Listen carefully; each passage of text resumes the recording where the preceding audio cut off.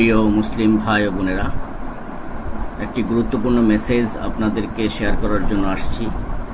সেটা হচ্ছে এই যে তথাকথিত হাদিস অস্বীকারী মুনকিরি হাদিস ওরফে তথাকথিত আহলে কোরআন, এদের মেইন এজেন্ডা কিন্তু এখন প্রকাশ্য।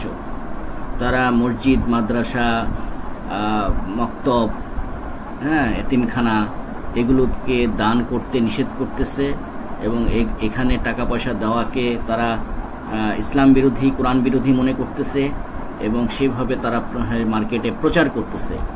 আসলে এই মিশনারি এজেন্টগুলোর মূল উদ্দেশ্য হচ্ছে, দেশে প্রায় 1 কোটিরও উপরে মসজিদ, মাদ্রাসা আছে।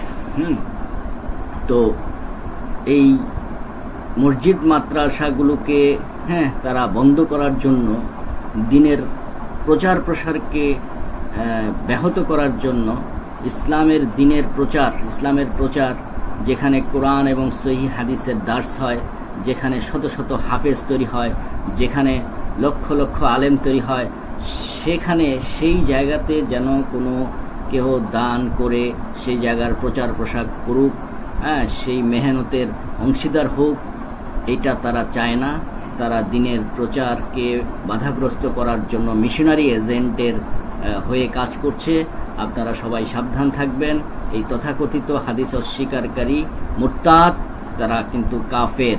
তারা কিন্তু একটা বিশেষ উদ্দেশ্য নিয়ে ঈমান হরণ করার জন্য এই মুসলিমদের ভিতরে ঢুকে আমাদের চিন্তা চেতনায় এবং আকীদায় মারাত্মক বিভ্রান্তি ঢুকিয়ে মানুষকে ঈমান হরণ করার অপচেষ্টা চালাচ্ছে। এই সমস্ত আহলে খগেন যারা আছে, তাদের খপ্পরে কেউ পড়বেন না। মসজিদ, মাদ্রাসা, মক্তব এগুলো হচ্ছে দিনের মেহনতের কারখানা। এখান থেকে লক্ষ লক্ষ, হাজার হাজার, কোটি কোটি আলেম বের হবে, কোটি কোটি হাফেজ, কোরআনে হাফেজ বের হবে। এখান থেকে লক্ষ লক্ষ দিনের দায়ী বের হবে। সেই জায়গায় তারা আঘাত করার জন্য তারা এখন প্রস্তুতি নিচ্ছে। তারা বলছে এখানে নাকি পয়সা দান করা যাবে না, এখানে দান করা নাকি নিষেধ। নাউযুবিল্লাহি মিন যালিক। অথচ আল্লাহ রাসূল সাল্লাল্লাহু আলাইহি ওয়াসাল্লাম বলেছেন, যে কেউ আল্লাহর ঘর মসজিদে দান করবে, আল্লাহ কিয়ামতের দিন তার জান্নাতে একটি সুন্দর ঘর বানিয়ে দিবেন।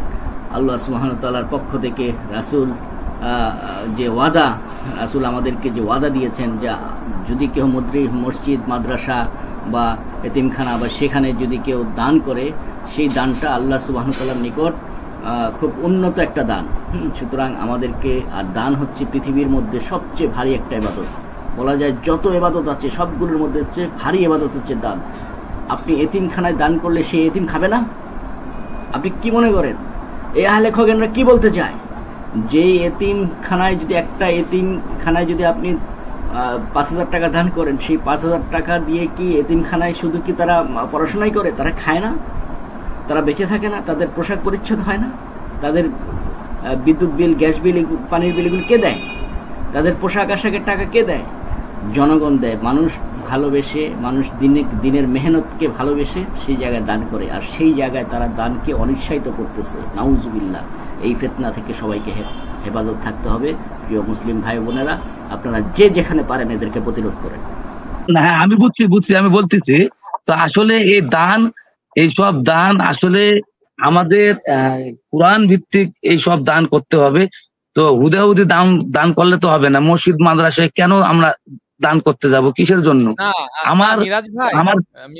মিরাজ ভাই, এই যে আপনি একটা শব্দ বললেন যে কোরআন ভিত্তিক দান করতে হবে। এখন আসেন, এখানে কেউ একজন বলল যে আমি কোরআন প্রচারের জন্য একটা প্ল্যাটফর্ম তৈরি করব বা একটা ঘর তৈরি করব, সেখানে মসজিদ হবে, মক্তব হবে, কোরআনই তো প্রচার হবে আক্ষরিক অর্থে।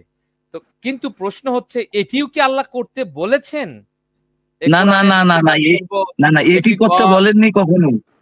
এটি করতে বলেন নাই। তার কারণ আমার বাড়ির পাশে আমার নিজের পিতা, মাতা, ভাই, বোন, আত্মীয় স্বজনকে রেখে তারা কেমনে চলতেছে, কিভাবে আছে না আছে, সেগুলো মানে তাদের পাশে যদি আমি একটু খরচ না করি, তা আমি বাইরে খরচ করব কিসের জন্য? আগে নিজের জন্য খরচ করতে হবে, তারপর তো ওইদিকে যাইতে হবে। এগুলোর কোরআন প্রচারের জন্য আপনি নিজের খরচে আপনি করবেন। আপনার নিজের খরচে যতটুকু প্রয়োজন করার নিজেকেই করতে হবে। এখানে অন্যের কাছে আমি অনুদান নিববান কিসের জন্য, আর এটা কোরআন প্রচারের নামে আমি কেন বা এটা ব্যয় করব, এটা তো ঠিক না। ঠিক আছে। আচ্ছা মিরাজ ভাই, যে কোন নবী রাসূল কি বলছে যে এই যে কোরআন প্রচার করছে আমাকে টাকা দেন, ভাত দেন, চাল দেন, 5 কেজি গম দেন বা আটা দেন? কোন নবী রাসূল কি এই কথা বলছে? কোরআনে কথা আছে? আমাকে আপনারা না, নবী রাসূল বরংস বলছে যে আমার প্রতিদান তো আল্লাহর কাছে। নবী বরংস এটাই বলছে যে আমার প্রতিদান হচ্ছে আল্লাহর কাছে, আমি তোমাদের কাছে কিছুই চাই না।